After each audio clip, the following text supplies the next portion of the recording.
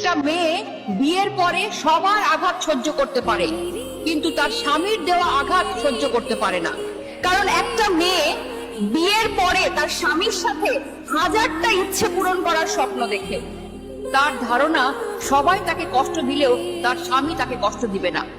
স্বামী স্ত্রী শুধুমাত্র রাতে একসাথে ঘুমালে স্বামী হয়ে যায় না। স্বামী হতে হলে স্ত্রীর মন বুঝতে হয়, তার খেয়াল রাখতে হয়, স্ত্রীকে ভালো রাখার চেষ্টা করতে হয়।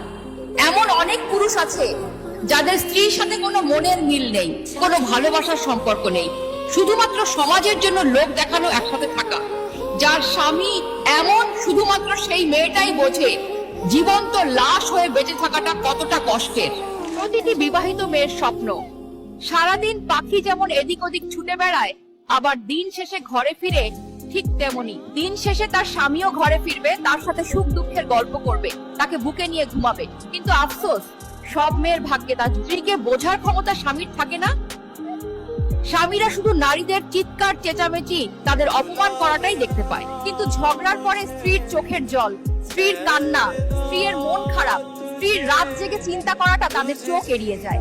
একজন নারীকে তার স্বামীকে সত্যিই সবসময় কাছে চায়, আপন ভাবে সমস্ত কিছু বলতে চায়, কোনো বিপদে প্রথমে তাকেই পাশে চায়। এটা বোঝার ক্ষমতা বোধহয় স্বামীদের কোনোদিনই হবে না। আপনারা কি একমত আমার সাথে?